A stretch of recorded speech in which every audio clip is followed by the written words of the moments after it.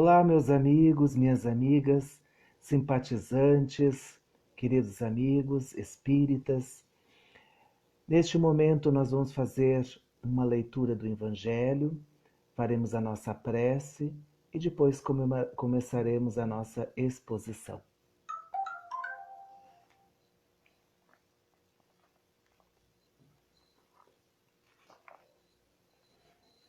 Capítulo 20.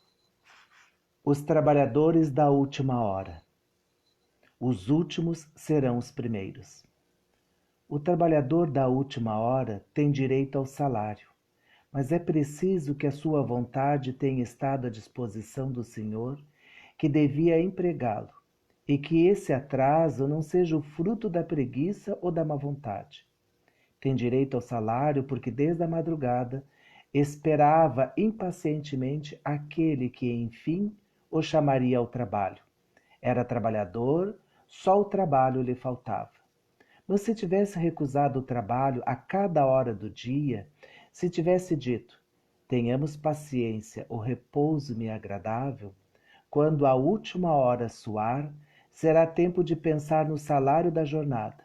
Que necessidade teria de incomodar por um senhor que não conheço, que não amo? Quanto mais tarde será melhor. Estes, meus amigos, não terei encontrado o salário do obreiro, mas o da preguiça. Vamos elevando nossos pensamentos ao Pai Maior.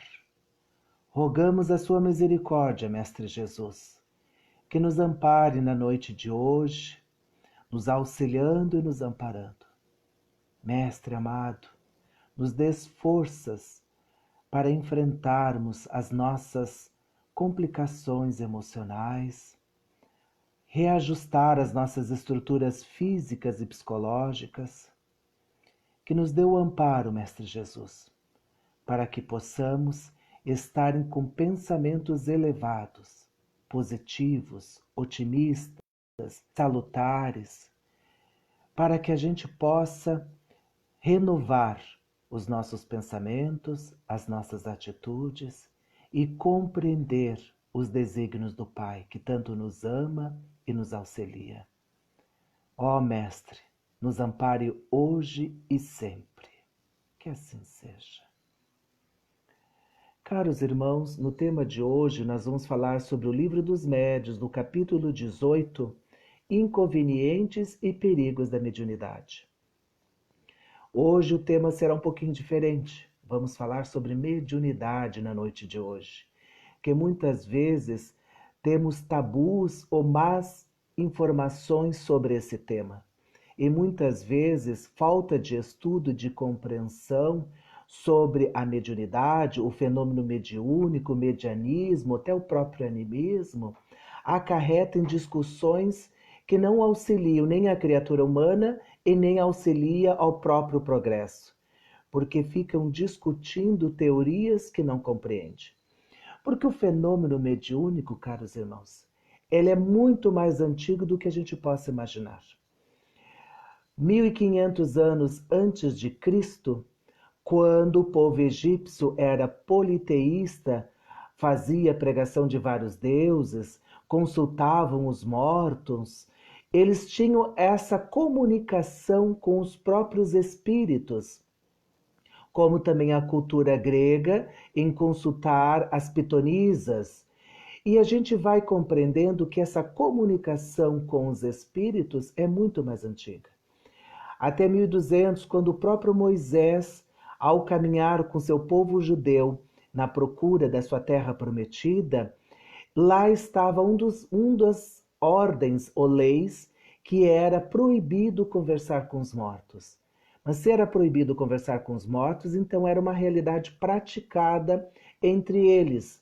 Só temos que lembrar uma questão: como o povo judeu ficou escravo do Egito por 300 anos, de 1500 até 1200 antes de Cristo, então essas informações politeístas acabaram corrompendo um pouco a cultura judaica, que era uma cultura monoteísta, porque os interesses de adivinhação e de saber da sua vida particular, acarretou o povo judeu de buscar essas informações com os mortos, com os espíritos.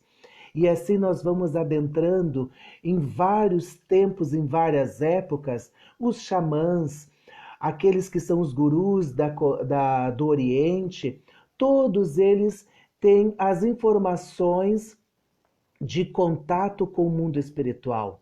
A conversa com esses espíritos, a comunicação com essas entidades, e várias culturas têm e possuem essas informações do fenômeno mediúnico. E nós vamos adentrando até o século XVII, adentrando com as informações e muitas vezes o próprio processo do fenômeno mediúnico, aonde foi perseguido e caçado, não compreendendo esta natureza que é um fator natural, então pelas suas próprias não compreensão, então houve a perseguição desses fenômenos mediúnicos. E quando eles buscavam, era sempre por interesses de manipulação de um povo, de uma cultura maior, para que pudesse manipular aqueles que, na sua subjugação do conhecimento das comunicações com os espíritos, então eles utilizavam-se da escravidão do povo. E no início do século XVIII, 1850, começam então os maiores fenômenos da mediunidade, fazendo o mundo parar para observar o que estava acontecendo. Começando com as irmãs Fox em Haddonfield, nos Estados Unidos, e depois chega na Europa, aonde as mesas girantes eram o fenômeno de Paris. A curiosidade, os fenômenos acontecendo em todos os salões de festas, atiçou a curiosidade das criaturas, mas não se aprofundaram. Ficaram somente na curiosidade, na futilidade do processo, porque eles entendiam que não sabiam a origem, mas estavam se divertindo com esses fenômenos. Até que Hippolyte Rivaio resolveu pesquisar e analisar o que estava acontecendo com essas mesas girantes. Porque se nós formos entender e compreender o que estava acontecendo, a própria Hippolyte Rivaio, então vai investigar. Porque uma mesa não possuindo cérebro, como é que ele conseguia responder? E um fato muito importante, caros irmãos, que quando Hippolyte Rivaio começou a fazer essas investigações com as mesas e com os médiuns, as respostas foram dadas pelos espíritos. Os espíritos que trouxeram estas informações sobre o fenômeno mediúnico. Então, nessa pesquisa que ele resolveu, e ele adivinhando que era algo muito importante, ele começa então a fazer a sua pesquisa da mediunidade.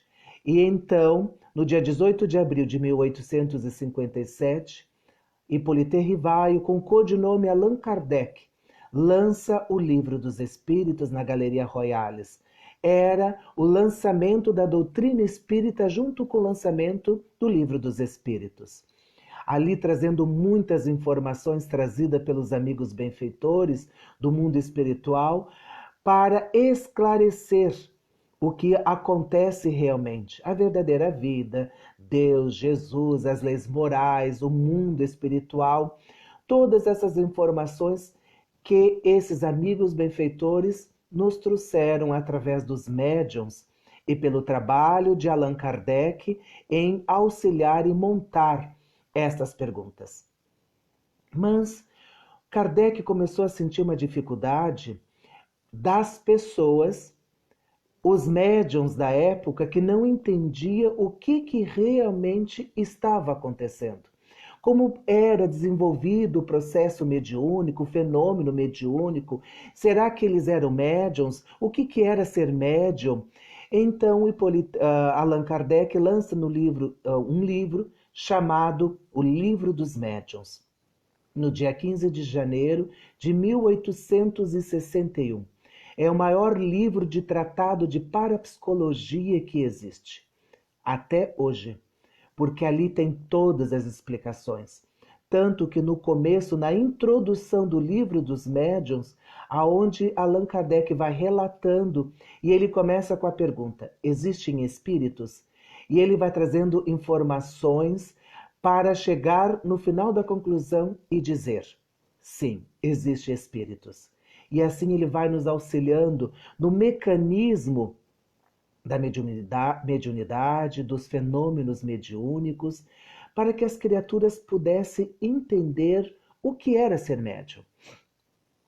Então, nesse processo de Allan Kardec no Livro dos Médiuns, ele nos esclarece que todos nós somos médiuns. É uma faculdade inerente da criatura humana. Todos nós somos médiuns, alguns em desenvolvimento, outros em estado calmo, outros estão eclodindo a mediunidade, mas todos possuem esse fator que é ser médium. Muitos já possuem esta eclosão mediúnica, essa compreensão sobre a mediunidade, e ele vai já experimentando e experienciando a vivência mediúnica naturalmente. Outros não têm nenhuma percepção sensorial e acredita-se que não é médium. Muitas vezes a gente ouve algumas pessoas dizer: eu não sou médium porque eu não vejo, eu não sinto. E essas percepções, elas são incorretas porque todos nós sentimos alguma coisa. Tanto é que Emmanuel fundamenta essa informação nos dizendo: se nós não fôssemos médiuns, nós não sofreríamos o processo de obsessão, porque nós não íamos sentir nada, não íamos perceber, não seríamos influenciados por esses espíritos, então a obsessão não se concretizaria. Por isso, todos nós somos médiuns. Existem vários fatores e vários níveis que o nosso livro dos médiuns, ele traz 3 tipos de médium: o inconsciente, o semiconsciente e o consciente. Esses 3 níveis de consciência mediúnica é o que vai definir um do outro sobre o seu trabalho mediúnico e sua percepção aos espíritos. Os conscientes, eles têm noção, estão lúcidos. Os semiconscientes estão levemente adormecidos. Os inconscientes não sabem de nada. Hoje nós temos na atualidade muitos poucos médiuns inconscientes, porque nós estamos vivenciando hoje a era da razão, a era do entendimento, da mediunidade e da compreensão. O momento dos movimentos, das mesas girantes, dos fenômenos anímicos, fenômenos de ectoplasmas, de movimento de peças e tudo mais, ele foi no passado para trazer essas informações e solidificar a ideia que existe sim o fenômeno mediúnico. Então, nós vamos entendendo esses níveis de consciência sobre ser médium. Mas, caros irmãos, nós temos uma percepção que nós devemos ter esse cuidado, esse olhar mais de perto. No livro dos médiuns, na pergunta a partir de 221 do capítulo 18, aonde nós vamos adentrar sobre os perigos e os inconvenientes da mediunidade. Muitas vezes é dito: quem é médium é louco. Nós temos que compreender que a loucura, a mediunidade não leva o médium à loucura. Ele já era com propensão à loucura e a mediunidade não bem trabalhada faz com que a pessoa se desequilibre pelos fatores dos fenômenos mediúnicos, dos fatores fluídicos e as próprias energias dos espíritos. Pode ser energias positivas, como pode ser energias negativas. Então, muitas vezes, essas pessoas com uma tendência, uma propensão à loucura, ela não deve ser trabalhada a sua mediunidade. com certeza não terá condições de visualizar e compreender a sua própria mediunidade, levando assim então a pessoa, a criatura humana, a desenvolver mais a loucura por não saber lidar com os fenômenos mediúnicos, porque não tem conhecimento, não tem esclarecimento e tudo é novidade e acaba assim as criaturas indo mais rápido para a loucura. Muitas vezes é perguntado sobre a mediunidade nas crianças. Devem se desenvolver a mediunidade nas crianças? Não. Mas aí nós vamos questionar, mas aquelas crianças que já enxergam quando são pequenos, como nós temos exemplos de Divaldo, Ivone Pereira, Chico Xavier e outros que desde pequenos são médiuns. São médiuns, mas não desenvolveram a mediunidade, porque não tinham essa compreensão. E é tão natural nessas criaturas que têm essa mediunidade aflorada, que eles muitas vezes viam os espíritos, era muito natural. Conversavam, viam, porque na concepção deles era natural. Então não tinha uma evocação da criança sobre os espíritos. Era uma transição muito natural. E por que não fazer, não desenvolver a mediunidade nas crianças? Primeiro, que as crianças estão em fase de crescimento físico, aonde todos os seus hormônios, fatores psicológicos estão se adaptando ainda na questão cerebral. Nós sabemos que o espírito é velho, é antigo, já tem várias experiências, mas aquela indumentária carnal que a criança está vestindo, ela está aproveitando a sua nova reencarnação e começando o trabalho do seu próprio desenvolvimento. Por isso que não é aconselhável a desenvolver a mediunidade nas crianças, porque nós vamos compreender que a criança não vai entender. Ela não entende os fenômenos. Se ela for de psicografia, ela não sabe escrever ainda. Se for de psicofonia, muitas vezes ela não sabe nem falar ainda direito. Ainda pode perturbar as suas questões psicológicas, intelectuais e perturbando o seu próprio desenvolvimento, porque ela não vai compreender se é influência ou se é dela.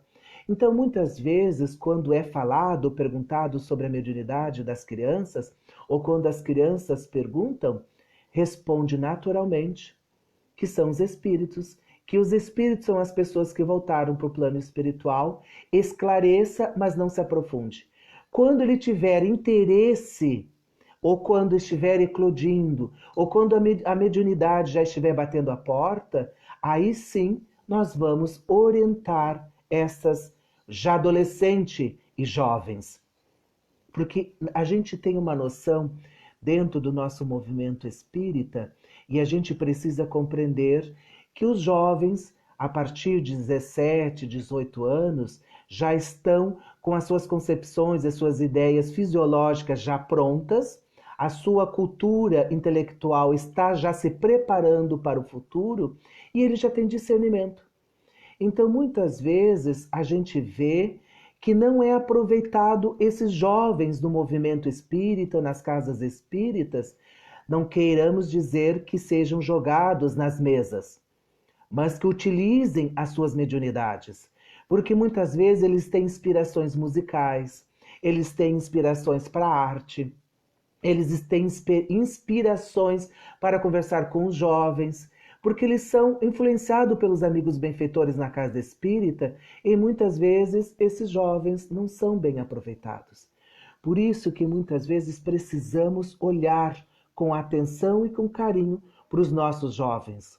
Já sabemos das problemáticas dos jovens quando chegam numa faixa etária, que eles vão para o mundo, mas muitas vezes continuam na casa.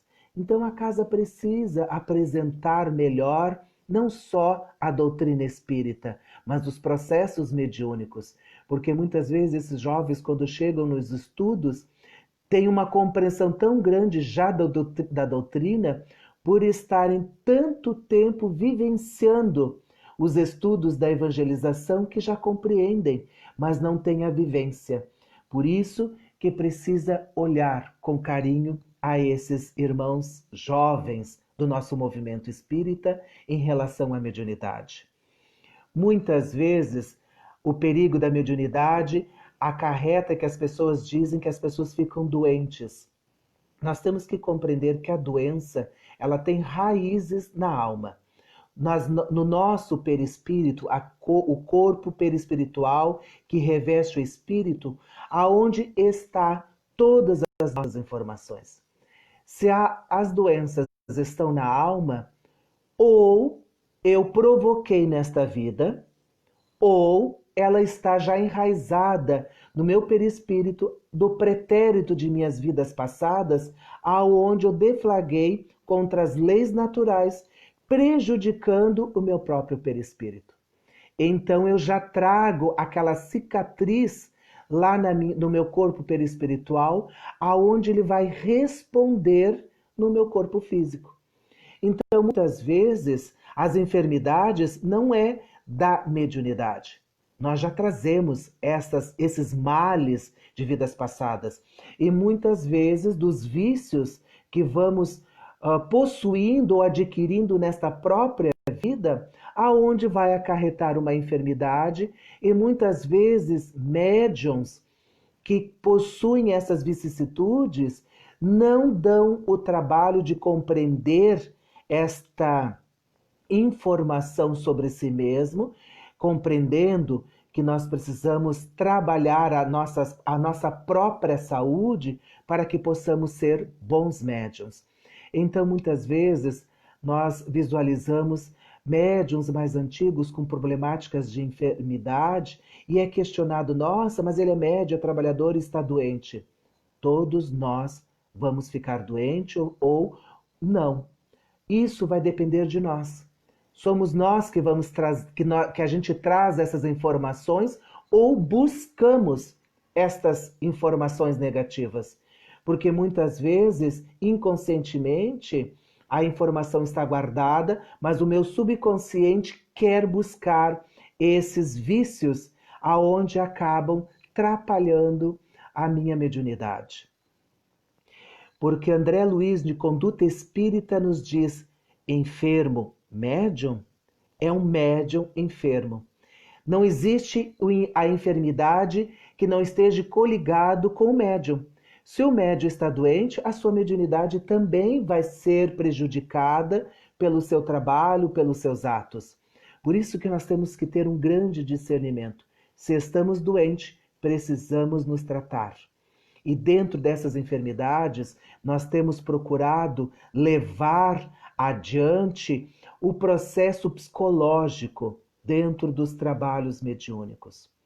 Muitas vezes, os médiuns estão enfrentando uma situação de depressão, uma situação de angústia, ou uma situação psicológica ou de toque, aonde vai requerer a necessidade de remédios mais fortes, ou muitas vezes irmãos que estão em processos de doenças mais fortes, como o câncer, como todas as outras, que necessita de uma medicação muito forte, vai requerer então do médium compreender que necessita pausar um pouco o seu trabalho mediúnico para que ele possa se estabelecer, para que ele possa se fortalecer e depois voltar para o trabalho mediúnico. Porque muitas vezes os médiuns não dizem, mas estão utilizando medicamentos de faixa preta. Toda medicação que tira o seu senso já é um desequilíbrio espiritual que pode prejudicar o trabalho e prejudicar a si mesmo. Então, as enfermidades precisam ser tratadas com muita seriedade pelo próprio médium, porque é de responsabilidade do médium a sua mediunidade. E muitas vezes os perigos da mediunidade é o orgulho. Caros irmãos, o orgulho e o egoísmo, as chagas da humanidade, o orgulho dentro da mediunidade é um veneno que corrói devagar a criatura humana. Porque muitas vezes ela vai se sentindo especial, ela vai tendo muito orgulho dos seus trabalhos, das suas psicografias, dos seus fenômenos mediúnicos, das manifestações da psicofonia, e ele acaba se tornando refém do orgulho. E muitas vezes acredita que o trabalho mediúnico só funciona porque ele está na mesa mediúnica. Ou muitas vezes ele acredita ser um ótimo médium. Então ele acaba abrindo brechas, eu não digo nem brechas, portas para a espiritualidade negativa utilizar-se desses médios que deixam o orgulho invadir a sua personalidade, principalmente mediúnica. O outro perigo muito grande da mediunidade, que é a vaidade, porque muitas vezes, caros irmãos, a vaidade corrompe a fraternidade espiritual. Porque a vaidade, ele acredita ser especial. E muitas vezes nós temos que ter um grande cuidado do elogio aos nossos médiuns. Chico Xavier, quando você começava a elogiar ou quando começava a receber elogio, ele já disfarçava ou já mudava de assunto, porque ele sabia que ele era um trabalhador. Então essa vaidade que está acontecendo em todos os setores, mas dentro do nosso movimento espírita, está perdendo muitos trabalhadores, porque estão acreditando que são essenciais para o movimento espírita. E muitas vezes, esta vaidade, acreditando ser um ser especial, é incutido ideias errôneas dentro da doutrina espírita. A doutrina espírita, ela é toda baseada nos 5 livros de Kardec e as revistas espíritas. É lá que nós trabalhamos o nosso trabalho dentro da doutrina espírita. Então a vaidade pode corromper muitos médiuns através dessas identificações de elogio, de se sentir-se o melhor, de ser a estrela, de ser um grande, vamos dizer, um ser especial iluminado. E vai adentrar dentro dos perigos da mediunidade o personalismo. Porque quando a vaidade e o orgulho tomam conta dessas criaturas, todos nós, médiuns, nós cometemos uma tendência de criar um personalismo de ideias completamente errado.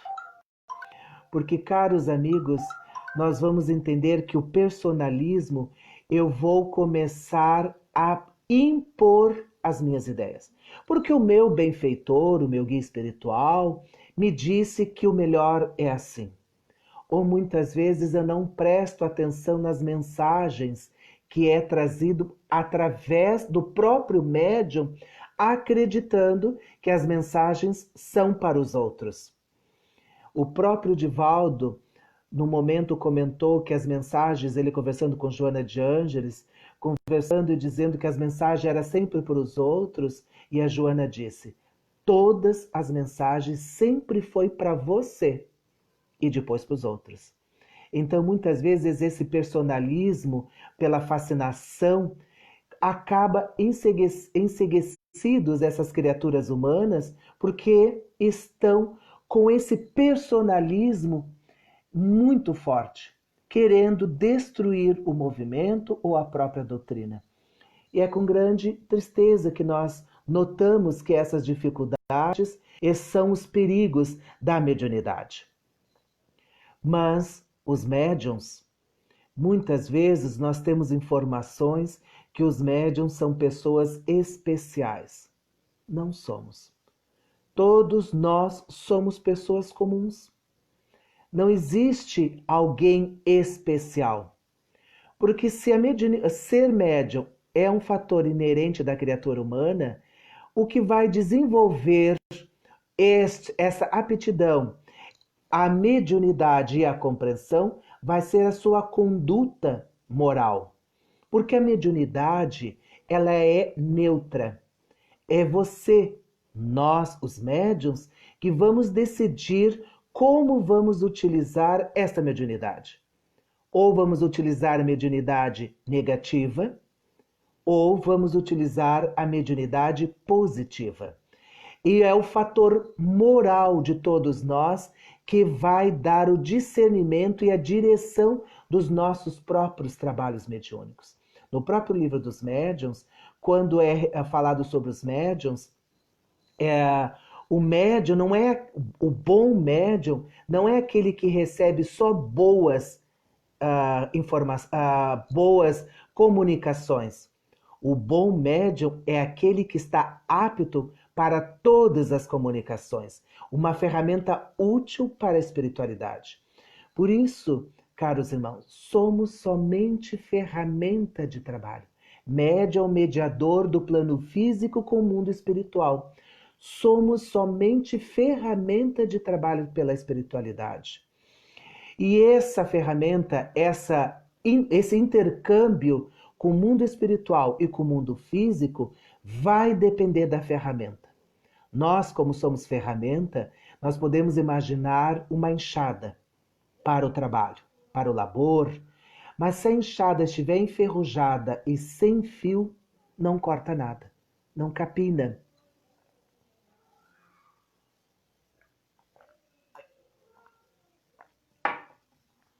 Mas uma enxada bem afiada, com certeza fará um bom trabalho, capinará, vai mexer na terra. Então nós precisamos ser uma ferramenta afiada e adaptada e pronta para os espíritos. Como eu disse, a mediunidade ela é neutra.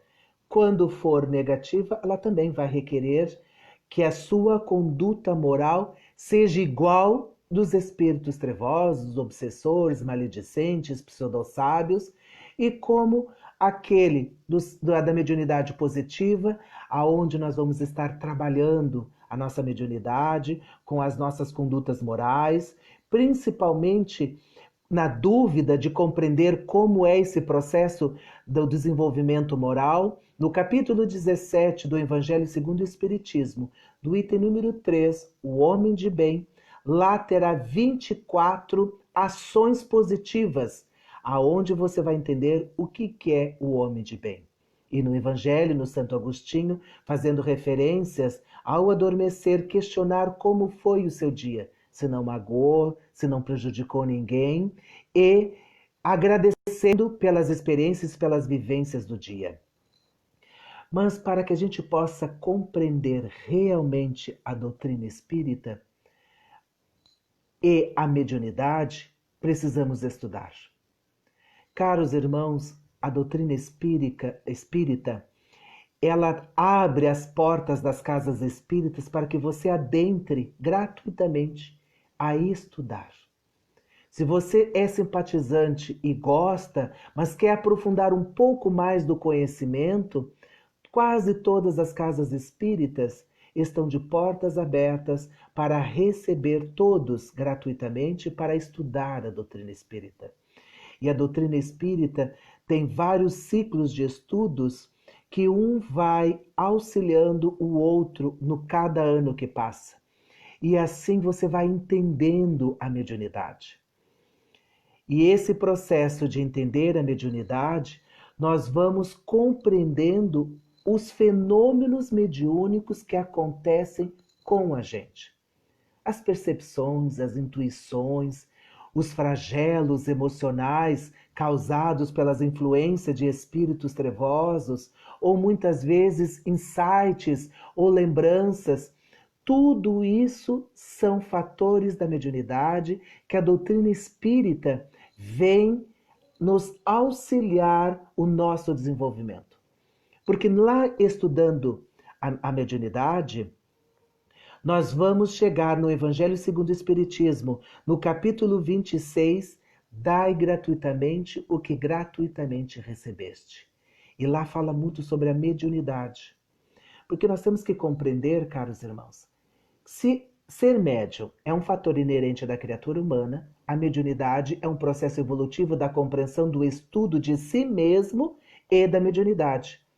Então, você não faz uma faculdade mediúnica para exercer, porque nós temos que ter uma compreensão. O médium que vem predisposto a fazer a psicofonia, aquele que fala o que os espíritos querem dizer, ele já traz dentro de si, na sua programação reencarnatória, esse tipo de mediunidade. Se o médium vai psicografar aqueles que escrevem, então eles vão trazer também essa faculdade no seu processo reencarnatório, aonde ele vai desenvolver este processo, como da pictografia e da vidência. Tudo isso os médiuns traz certas aptidões e conforme o estudo, o desenvolvimento e a necessidade da sua própria evolução e para o trabalho mediúnico, vai oferecendo mais atributos da sua ferramenta de trabalho. Muitas vezes, alguns médiuns começam só com a psicografia e depois começam a fazer a psicofonia, porque eles vão desenvolvendo a mediunidade. E esse processo de desenvolver a mediunidade, nós vamos entender que a mediunidade é gratuita. Por isso que dentro da doutrina espírita não exige e nunca deve ser cobrado pelos trabalhos. A casa abre através do atendimento fraterno, aonde recebemos os nossos irmãos que estão com problemas, necessidades, tanto física, emocional como espiritual, aonde a casa começa a auxiliar. Não é marcado nenhum trabalho junto com os médiuns. Isso é um trabalho à parte, é separado porque é o plano espiritual que organiza todo o processo. Lembrando, nós somos só ferramentas de trabalho. Nós temos que estar disponíveis para o plano espiritual, para os nossos benfeitores trabalharem com a nossa mediunidade na hora certa, no momento certo e no lugar certo. Porque eles sabem o melhor momento para o nosso desenvolvimento e atribuições mediúnicas. E quando nós começamos a estudar e entendermos essa gratuidade da mediunidade, nós vamos compreender e vamos numa fase muito primorosa da mediunidade que se chama mediunato, que é a sua mediunidade com Jesus. Transcende as suas funções mediúnicas, compreendendo que é uma ferramenta de Jesus em trazer, trabalhar e confraternizar. E esse trabalho, essa tarefa do desenvolvimento mediúnico vai começar consigo mesmo, amando-se, entendendo, perdoando-se, para entender as suas dificuldades e as suas vicissitudes. Se você quer ser somente um médium, você pode ser um médium comum. Se você quer trabalhar, desenvolver a sua mediunidade, você precisa então compreender.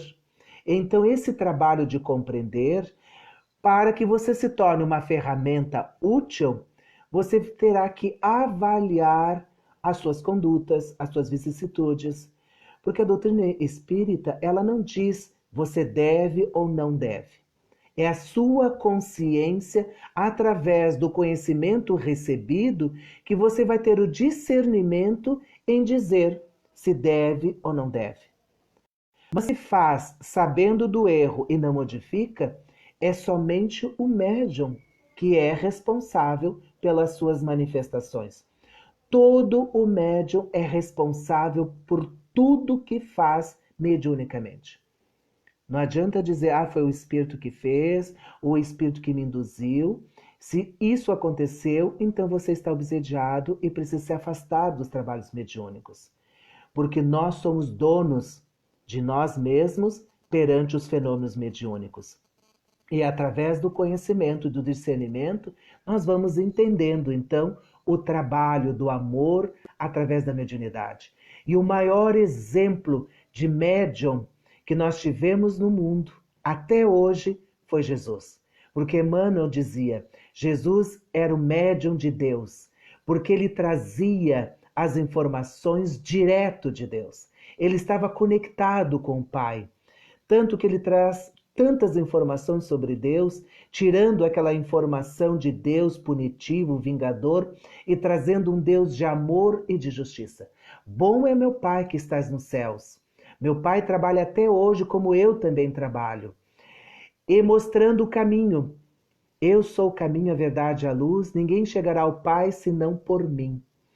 Era Jesus, esse grande médium, que trouxe todas as informações do mundo espiritual. Porque ele mesmo disse: eu pedirei ao meu Pai que envie o Consolador para que ele restitua tudo aquilo que foi dito e esclareça para que chegue o Espírito de verdade. Assim nós começamos a compreender a mediunidade.